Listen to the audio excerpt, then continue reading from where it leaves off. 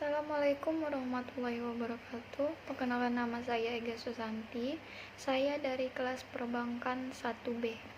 Baik, di sini saya akan menjelaskan tentang hak dan kewajiban negara.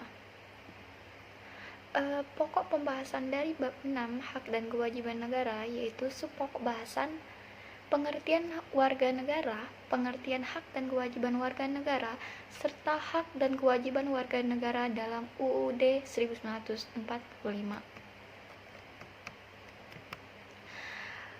Baik, langsung saja saya akan menjelaskan tujuan instruksional khusus atau TIK.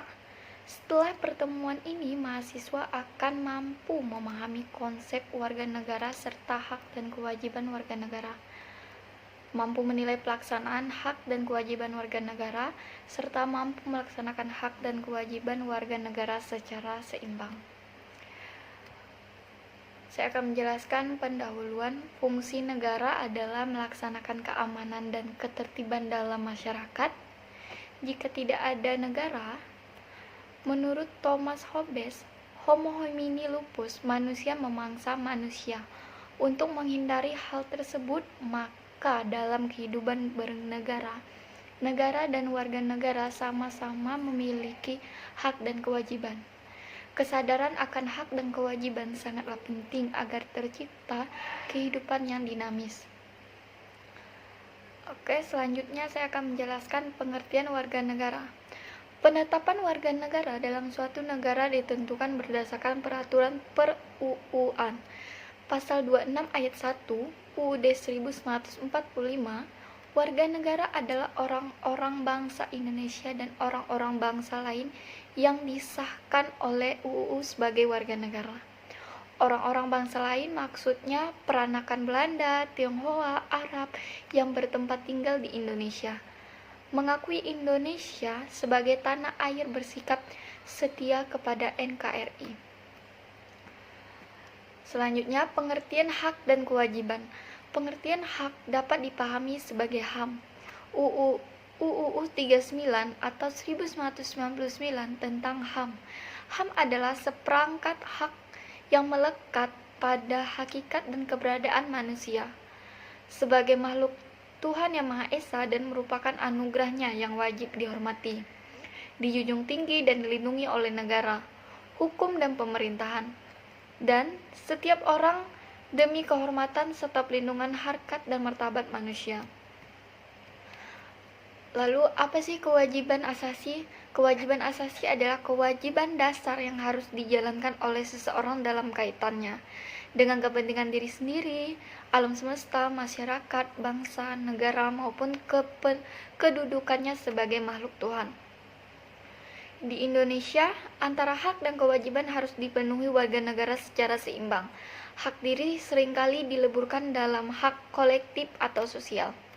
Di samping hak pribadi seseorang, terdapat hak-hak orang lain sehingga masing-masing individu harus menghargai hak-hak individu yang lain, yang kemudian melahirkan kewajiban-kewajiban warga negara. Lalu, seperti apa perkembangan HAM di Indonesia?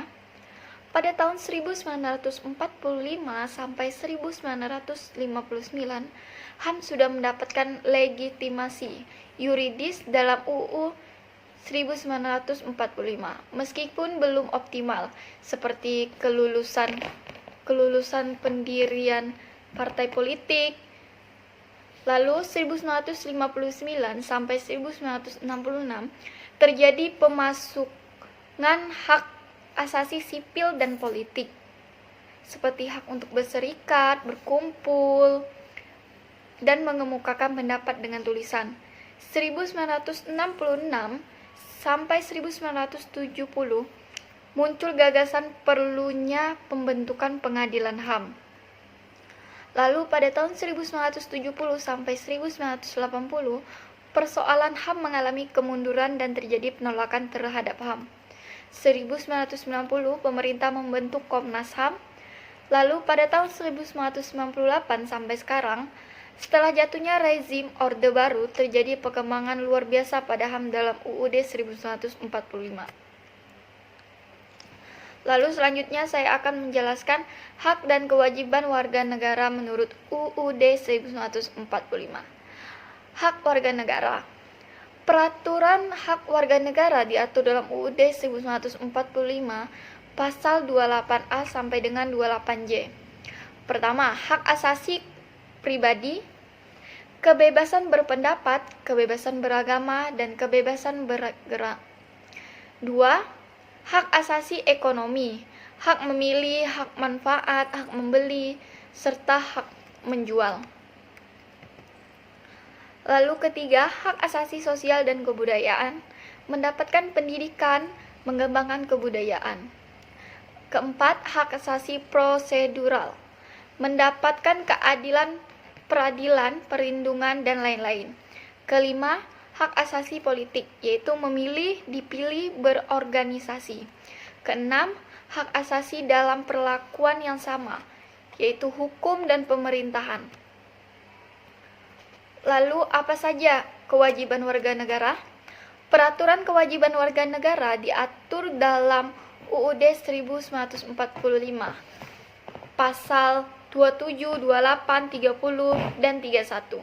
Yang pertama, membayar pajak. Kedua, menjunjung hukum dan pemerintahan, menghormati HAM orang lain, tunduk kepada ketetapan UU, ikut serta dalam usaha pertahanan dan keamanan negara, melaksanakan sistem pertahanan dan keamanan rakyat semesta, mengikuti pendidikan dasar. Pembicaraan mengenai hubungan negara dan warga negara, apakah negara yang melayani warga negara atau sebaliknya dapat merujuk pandangan para pemikir.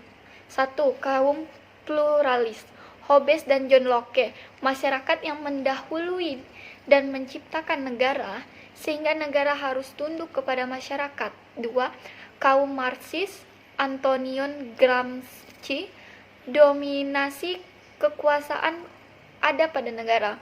Negara merupakan institusi yang digunakan kaum berjus untuk menjalankan kekuasaan yang baik. 3. Kaum sintesis, Anthony Giddens, menyatukan dua pandangan di atas kata kunci struktur atau negara untuk teori Marxis dan agensi atau warga negara untuk teori pluralis. Negara dan warga negara saling mempengaruhi. Hati-hati terhadap pikiran Anda menjadi kata-kata. Hati-hati dengan kata-kata Anda menjadi perbuatan. Hati-hati dengan perbuatan pembuatan Anda menjadi kebiasaan. Oke, sekian dari saya. Wassalamualaikum warahmatullahi wabarakatuh.